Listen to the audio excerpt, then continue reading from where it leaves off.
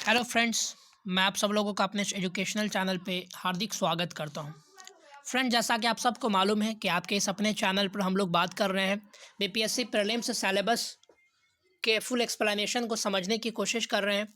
तो आज के इस वीडियो में हम लोग बात करने वाले हैं हिस्ट्री के सिलेबस को और देखने वाले हैं कि बीपीएससी प्रीलिम्स के एग्जामिनेशन में हिस्ट्री के किस किस टॉपिक से सवाल पूछे जाते हैं और कहाँ कहाँ से सवाल पूछे पूछे जाते हैं और हिस्ट्री में आपके संपूर्ण सिलेबस में किन किन बातों को आपको ध्यान रखना है। तो सबसे पहले फ्रेंड्स, एक बात मैं आप लोगों को कह देना चाहता हूँ कि हिस्ट्री बीपीएससी प्रीलिम्स के एग्जाम में सबसे ज़्यादा जो क्वेश्चंस पूछे जाते हैं वो आपके हिस्ट्री के पोर्शंस से ही रहते हैं।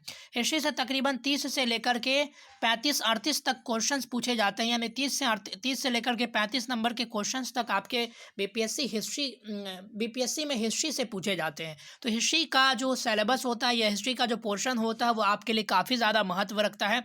तो वीडियो के अंत तक जरूर बने रहें ताकि आपको जो है सारी बातें अच्छी तरीके से समझ में आ सके और आप इस सिलेबस को अच्छे से समझ सके और अपने इसको पढ़ाई में अप्लीकेबल कर सके या इससे आप अपनी तैयारी जारी कर सकें। तो सबसे पहले यहाँ पर देख लें हम लोग बीपीएससी हिस्ट्री सिलेबस को। तो मैं आपको की पॉइंट्स में समझाने की कोशिश कर रहा हूँ और सभी वीडियो की अपेक्षा। तो यहाँ पर देख लीजिए, यहाँ पर फ्रेंड्स मैंने यहाँ पर ले लिया है प्राचीन भारत। तो आपके बीपीएससी हिस्ट्री के सिलेबस के लिए प्राचीन और आपका जो आधुनिक भारत है उसका सिलेबस काफ़ी ज़्यादा महत्वपूर्ण हो जाता है।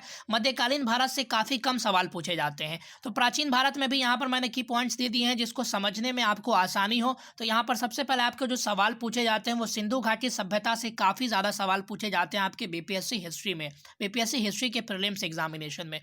उसके बाद वैदिक सभ्यता से भी आपके एग्जाम में क्वेश्चंस देखने को मिलते हैं। उसके बाद मौर्य काल से क्वेश्चंस देखने को मिलते हैं। उसके बाद जैन धर्म से क्वेश्चंस देखने को मिलते हैं। उसके बाद बौद्ध रिलीजन से भी जो है आपके क्वेश्चंस देखने को मिलते हैं।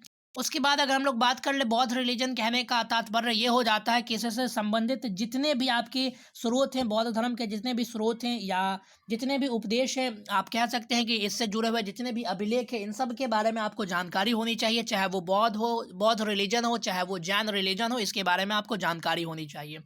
उसके बाद अगर हम लोग बात कर लें इसके आगे के सिलेबस को, तो यहाँ पर आप देख सकते हैं एंशिएंट हिस्ट्री जो है मुख्य रूप से ये ज़्यादा फोकस है आपके बिहार की हिस्ट्री पर। तो एंशिएंट हिस्ट्री पर आपको पूरे पोर्शन पर आपको अच्छे से कमांड करना है ताकि आप, जैसा कि आप सबको मालूम है कि जो हमारे देश में जो सबसे पहली जो आप कह सकते हैं कि साम्राज्य जो स्थापित हुआ था तो वो हमारी बिहार की धरती पर ही स्थापित हुआ था। तो ये आपके लिए काफ़ी ज़्यादा महत्वपूर्ण हो जाता है। तो आपको एंशिएंट के किसी भी पोर्शन को नहीं छोड़ना है, आपको एंशिएंट के कंप्लीट पोर्शन को आप लोगों को अच्छे से तैयार करना है ताकि किसी भी सिचुएशन से कहीं से भी सवाल अगर किया जाए तो आप इसको बता सकने में सक्षम हो। उसके बाद अगर हम लोग बात कर लें इसके मेडिवल वाले पार्ट पे, तो मेडिवल वाले पार्ट से काफ़ी कम सवाल देखने को मिलते हैं। मेडिवल वाले पार्ट से सिर्फ आपको इतना ध्यान रखना है कि मुख्य रूप से आपको मुगल वंश काफ़ी अच्छे से पढ़ना है, मुगल वंश आपको ध्यान से पढ़ना है। उसके बाद आप क्या मुगल वंश पढ़ना है, मुगल वंश से लेकर के आपको आधुनिक भारत में आप कह सकते हैं कि 1947 तक के हिस्ट्री को आप लोगों को एकदम डीपली अच्छे से पढ़ने की कोशिश करना है। यानी आप कह सकते हैं कि आप इस तरीके से आपको पढ़ना है कि आपको 1600 ईस्वी से लेकर के आपको जो है 1947 तक के पीरियड को एकदम हर एक जो इम्पोर्टेंट घटनाएं घट चुकी हैं उसके बारे में आपको अच्छे से विस्तार से पढ़ना है।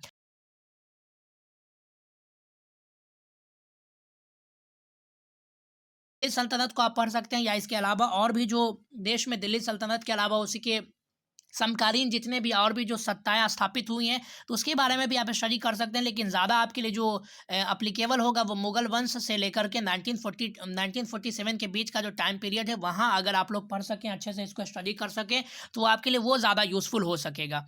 तो फ्रेंड्स, इस हिसाब से मैंने आपको बताने की कोशिश की है। इस पर एक डिटेल वीडियो और आने वाला है जिसमें मैं आपको पूरे सिलेबस के इंपॉर्टेंट टॉपिक्स के बारे में एक डिटेल करके समझाने वाला हूँ। तो उस वीडियो को देखने के लिए आप हमारे चैनल से ज़रूर जुड़ जाएँ ताकि जब मैं इसका कंप्लीट डिटेल वीडियो लेकर के आऊं तो आपको सारी बातें अच्छे से समझ में आ सके। तो फ्रेंड्स, मिलते हैं अगले वीडियो में, तब तक के लिए धन्यवाद। God bless you all, take care of yourself.